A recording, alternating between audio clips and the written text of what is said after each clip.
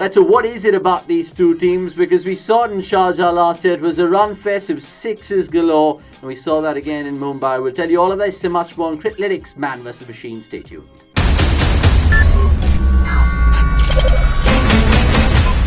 Yes, ladies and gentlemen, you're watching the post-match show where we're dissecting, of course, Rajasthan versus Punjab. We have Brian Lara in the house. We'll get straight to him right now. Brian, what a game of cricket. Your first thoughts on what's been a run fest, if anything else? Amazing game of cricket. And you think that Punjab's Kings would have been comfortable with their total. They got a couple early wickets and you felt, well, the game was all over. But Rajasthan Royals stuck in there. New captain, but same approach with his batting. He has the flair, the excitement. He's an attacking player. Great to watch. But what a cricket match.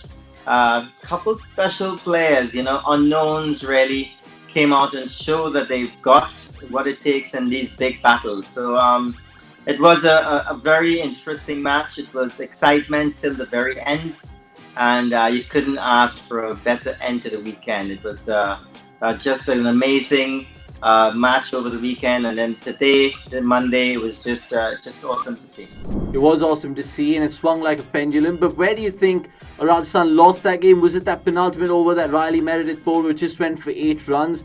Just talk us through those last 2 overs, please. You know what? I'm going to pick an over and say it was an expensive over for Punjab's King.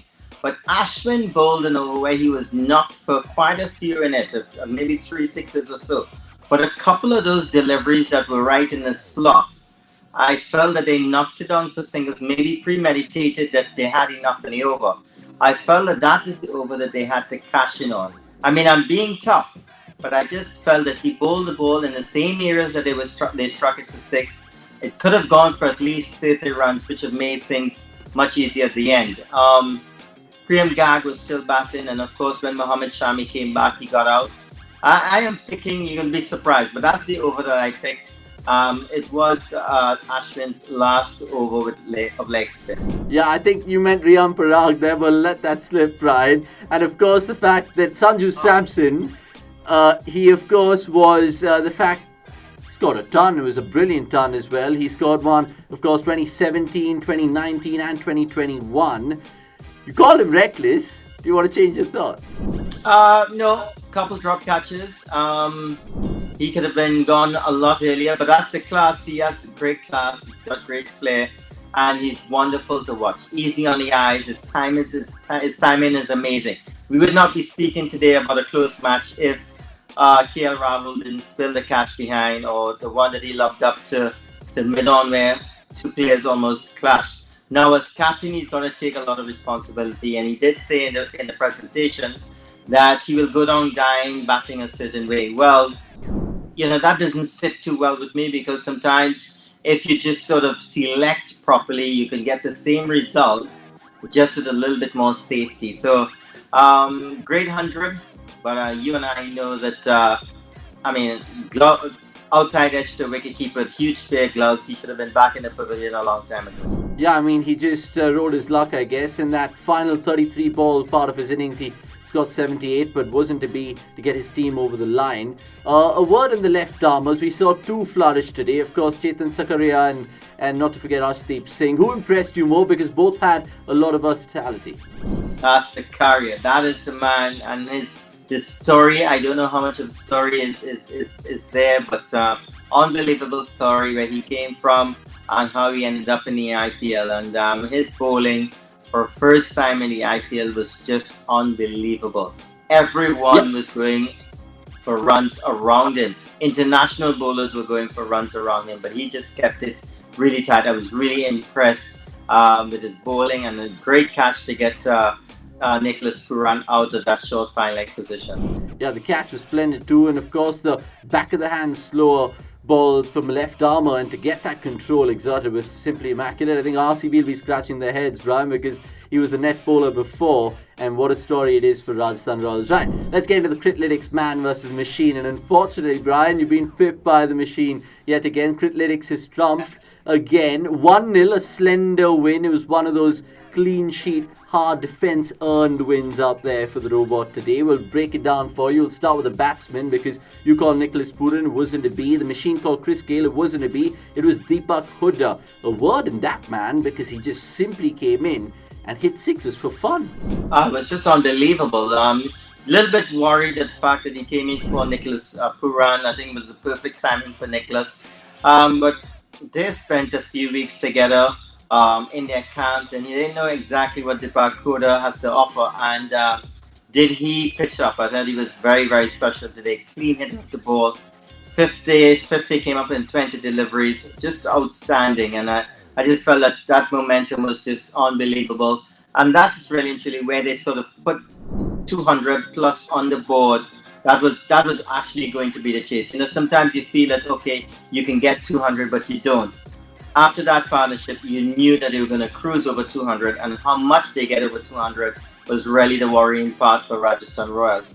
Luckily for them, it was not 230, 240, but it was outstanding batting by both him and KL Rahul. Yeah, I can't agree more because like you said, 230, 240 was beckoning, but Chetan Sakaria pulled it back really well in that last over, of course, with 2 wickets. Let's move on to the bowlers, speaking of which, because it was just a choice, like I said, the left armer is impressed. And Criclytics, of course, went and got this wrong. So did you, Bram. That's fine. But let's talk about Arshdeep Singh because he, of course, could have got Sanju Samson. KL Rahul dropped him when they were about 26 for 2. Arshdeep Singh, too, can fly straight all right. Yeah, I mean, he was tremendous. And I watched him in the last IPL. And again, he was put into some tricky situations and he came out on top. So, I mean, given him the last over, I can see no other person that KL Rahul could turn to. But throughout his spell, the 4 overs was pretty professional. He went about his business. He bowled the right deliveries at the right time. And he was another shining light for Punjab's king in the bowling department. And the 2 Australians, they had great pace, but they struggled, especially on the Indian pitches, and understanding that this is not Big Bash. This is serious cricket. These Indian batsmen, and this is the best league in the world. You're going to come up against the best batsmen in the world. So they would learn quickly, have to adjust, maybe a little bit of variation in their bowling. But all in all, it was a great effort by all the bowlers. I mean, I must commend all the bowlers. There's over 400 runs scored. And, to be a bowler under those conditions must be very tough. I wouldn't like to be bowling at the Wankhede Stadium. So tough day to be a bowler indeed, Brian. I absolutely resonate those thoughts. You just asked Jai Richardson because his base price in the IPL auction was 14 crores, but he went for 13.75 in terms of run rate today. Let's move on to the all-rounders then, because, of course, there was another particular part of this Criclytics area where the machine and you guys, I just don't know what's happening. I get a few wrong. It's the first round of the tournament, and I think I'll be wrong for quite a little bit of time to do catch up. But you're just seeing guys playing in different conditions. Some of them I'm seeing for the first time. I'm gonna go back. I'm gonna accept that things didn't go too well for me tonight, but I'm gonna go back.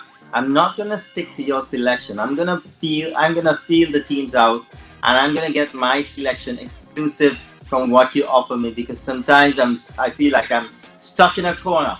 I don't want to be stuck in a corner anymore. I want that full 11 or full 13 players to pick from. I promise you we'll give you the whole playing 22 if that makes all the better sense. Let's finally move on to the wicket-keepers because there's one shining bright, Sanju Samson. We spoke about him already.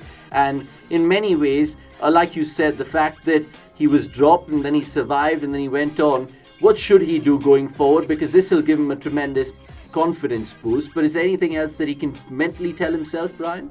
No, I think he played really well. He rode his luck. Of course, people drop catches, so you can't say, well, you only scored 100 because you had a couple drop catches. What has to happen is that Ben Stokes got to score runs. Josh Bottle's got to come to the party. If the captain is capable of doing what he did 1 in every 3 matches, then you've got the other guys pitching in. Then they're going to be a major force to be reckoned with. I don't know if Jofra Archer is coming on later on in the tournament, but I promise you, if he was there today, I mean, this team would be really, really tough to beat. And lastly, this is where we, of course, dissect the match prediction. You went for Rajasthan, so did the machine. It was Punjab Kings who came out triumphant.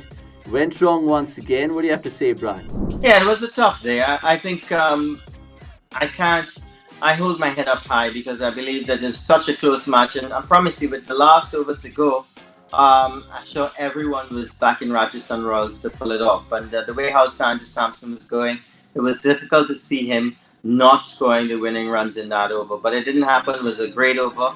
And but as this tournament takes shape, one thing I want to tell you, it's not an easy tournament for Mumbai Indians. They are favorites. They've got a strong team in all departments, but it's not going to be an easy tournament for them to win. I'm almost sure that they are not happy in Chennai, seeing all the runs scoring at their home ground at the Wankhede Stadium. That could have an effect on them. You look and see how they batted. They weren't very strong. They've had, I think, the lowest score in the tournament so far, and they're still playing down in Chennai. They're going to find it really tough to sort of get their momentum going on such a surface. They don't have a great record down there, just remember that.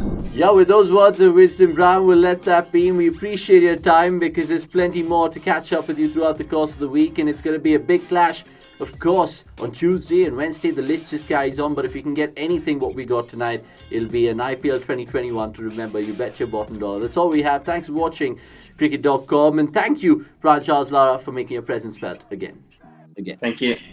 That's it. We'll wrap it up and we'll see you in a bit. Until then, subscribe and join us on all our social media handles on cricket.com.